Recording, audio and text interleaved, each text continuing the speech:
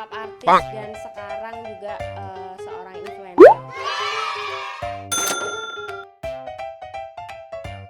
Kalau menurut temen sih aku orangnya sangat ceria banget. Terus habis itu orangnya nggak gampang sedih. Terus cerewetnya minta ampun. Kalau menurut aku sendiri sih sama juga sih kayak gitu, cerawaan lah intinya. Kalau nggak salah disuruh sama mama aku pergi belanja ke tukang sayur kayak gitu, terus aku kan kebelet pipis, terus akhirnya aku ngomong di tempat. Udah itu bener-bener keinget seumur hidup dan ya malu, tapi ya lucu aja sih. Yuk, telu loro siji, open mic.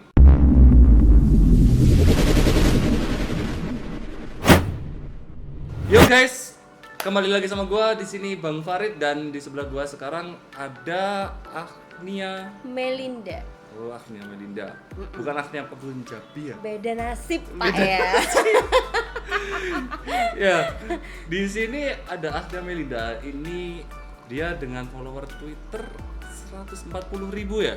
Ya, betul sekali, Pak. Dan jadi selebgram juga di berapa? 14.000 ya? 14.000 kalau nggak salah. Itu berapa lama capai segitu angkanya?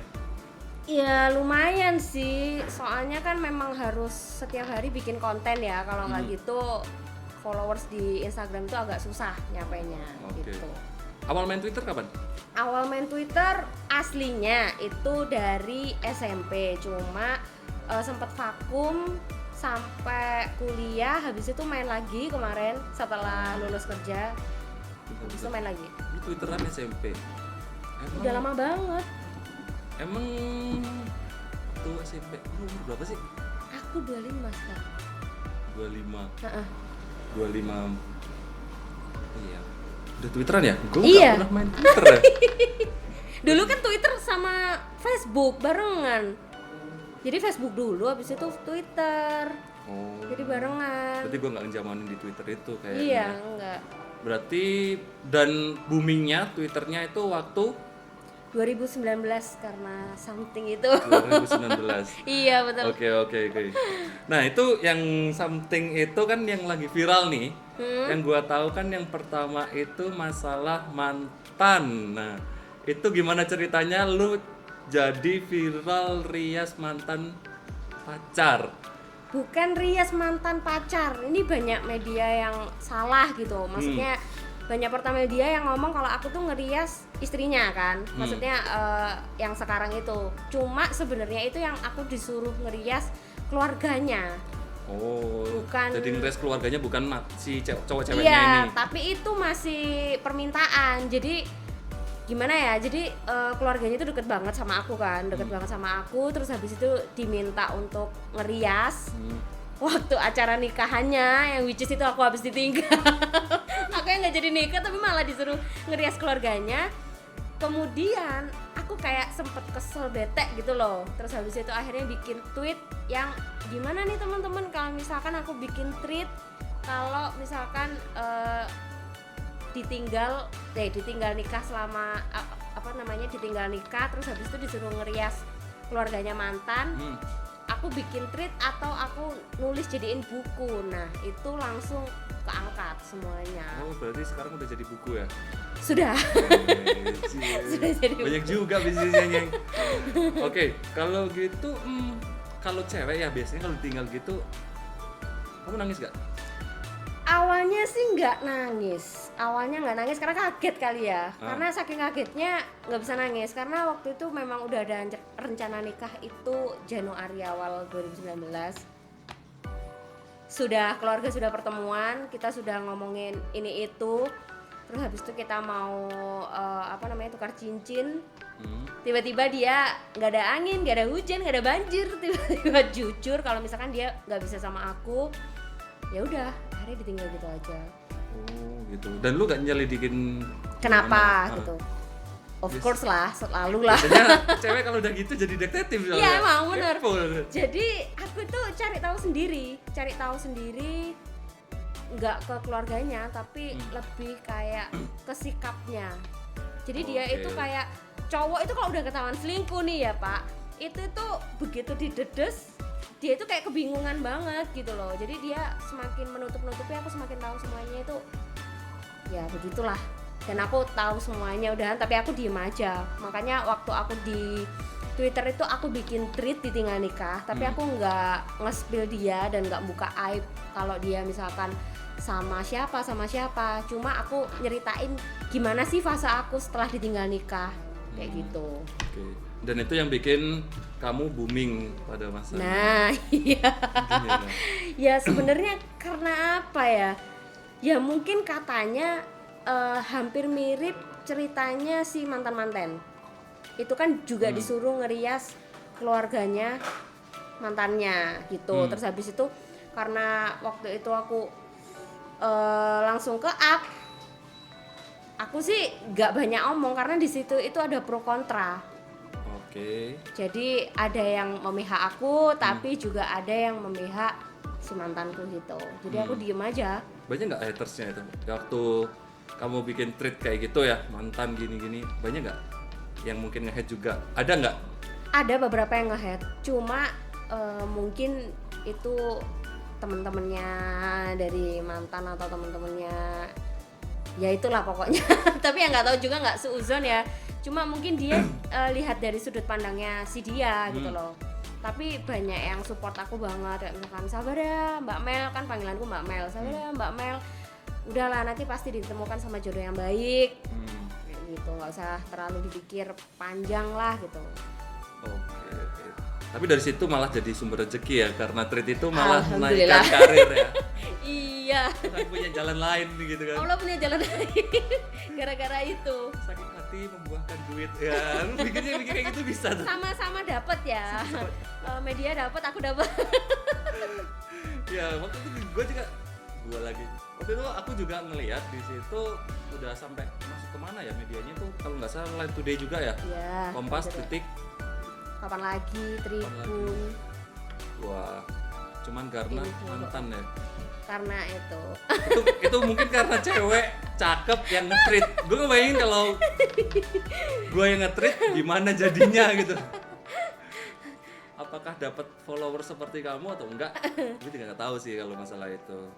Nah, setelah itu gue juga tahu ada satu tweet yang kamu bikin, nggak tahu kamu post di mana, di Twitter kayaknya, di Twitter ya. Di Twitter itu masalah fotografi yang lupa buka tutup ya.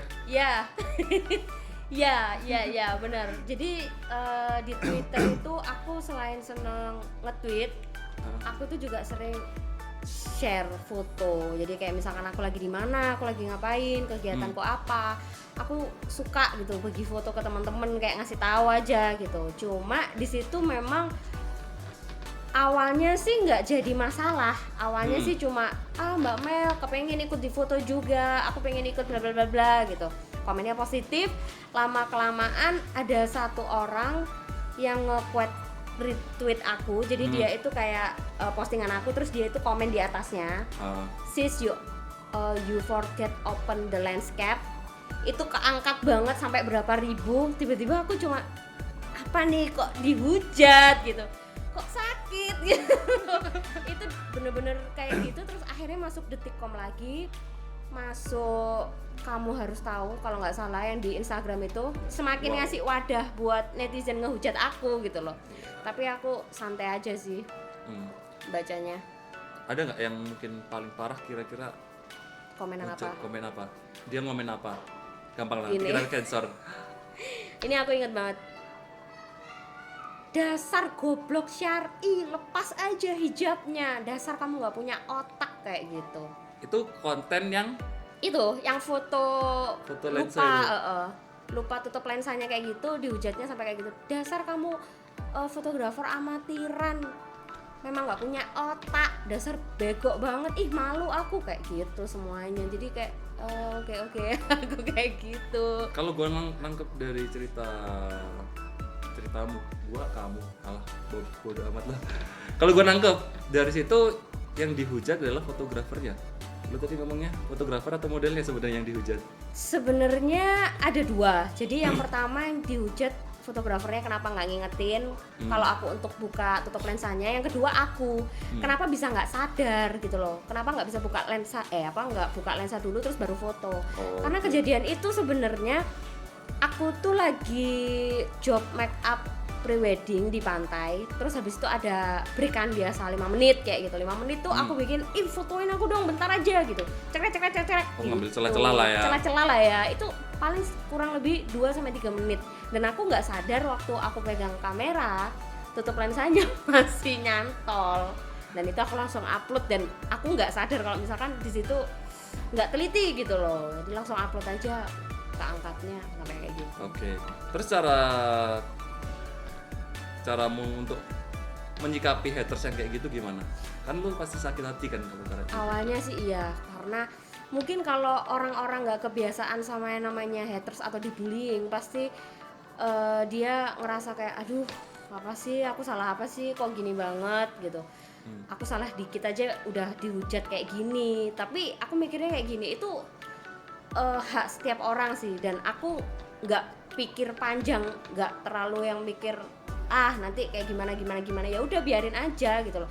Semakin dia ngehujat terus aku semakin nanggepin atau ngerespon, dia semakin seneng dong, semakin dibales ya udah aku biarin, lama-lama hilang juga gitu. Karena gue juga ngalamin kayak gitu.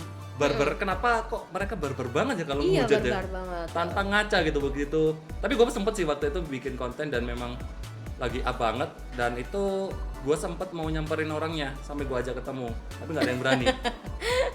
Gue nggak tahu, mereka cuman beraninya kayaknya tuh kalau netizen yang kayak gitu beraninya cuma di sosial media aja atau apa, gue juga nggak tahu. Tapi pas gue tegesin buat ketemu nggak ada yang berani sih. Iya, karena mereka gitu itu pengen direspon aja sih sebenarnya, kepengen siapa sih kamu kayak gitu tuh loh. Jadi kita kalau respon dia kan seneng, aku dibales nih, sebenarnya kayak gitu aja sih. Jadi nggak usah terlalu dipikir terlalu panjang juga, karena aku dulu waktu sebelum behelan gigi aku kan tumpang tindih karena memang nyabutnya lama dan itu dibully, masalah body shaming sama orang-orang yang bilang gigi kamu geradakan, muka kamu kayak gini, badan kamu gendut bla bla bla bla bla bla bla.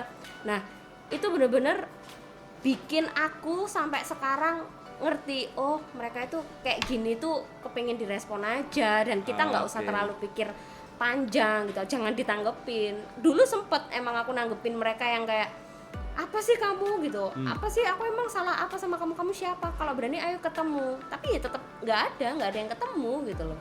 Ya memang mereka seperti itu, ya nganggur. Kurang kerjaan. Oke. Kan ini gue mau tanya juga, ini kan lu pasti setiap harinya atau mungkin setiap tahunnya ya lu kan memperbaiki diri ya untuk jadi lebih baik, do the best, dan kayak tadi bekel terus make upnya dibagusin, makin cantik lah ibaratnya gitu. Mantan nyesel nggak? Aduh,